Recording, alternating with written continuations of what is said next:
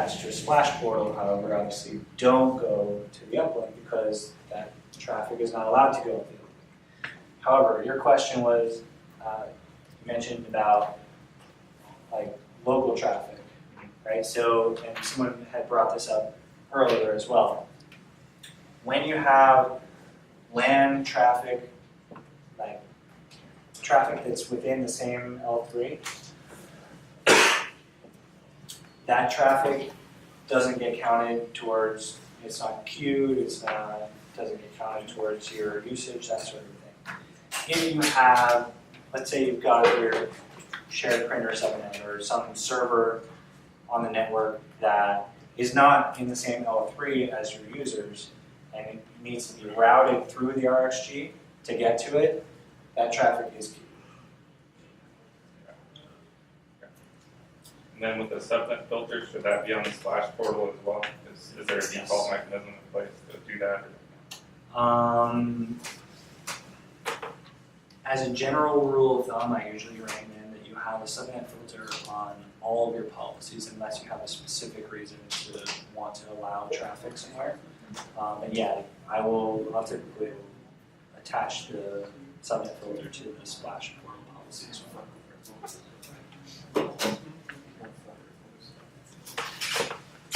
One other question Yeah. I have about the bandwidth shaping. Yes. So you put bandwidth shaping up and you said each device, for example, has only 5 megabits per second. But can we have exceptions in there? So they're going to a speed test server. Yeah. I'm going to open them up. Just So again, in the bandwidth queues, you will see WAN targets. So again, this is another place where just this general definition acts as an exception to the whatever we're putting in place. So in this particular circumstance, if you were to attach a WAN target to this queue, this queue is for traffic going to that destination. okay.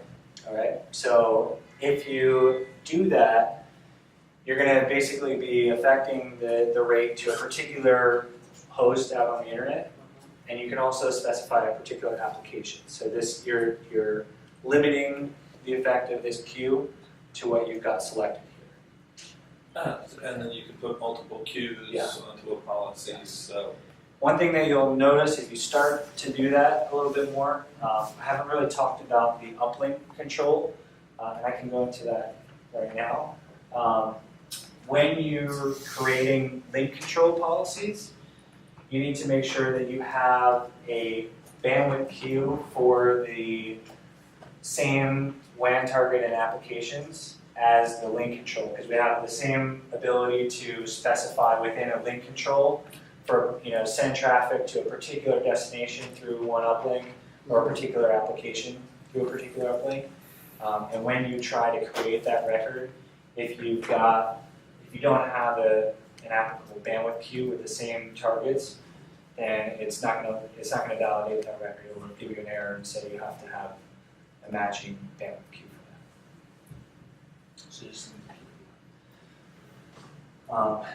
on that note, if there's no more questions on that, I'll talk about the uplink control a little bit as well.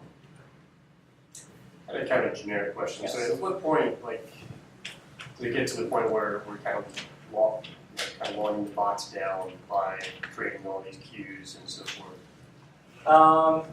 Generally speaking, you're pretty unlikely to get to that scenario. If you have thousands of different queues, or if you have a queue that's got thousands of different targets, then you might start to run into some situations with that.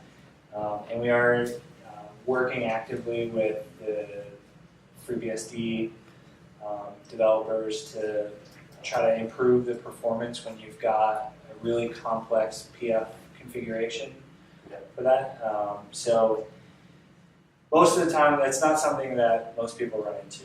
It's a really rare occurrence, but we have seen a couple of situations where like a WAN target with a huge number of associated addresses It's not necessarily performance in terms of like routing traffic and that sort of thing.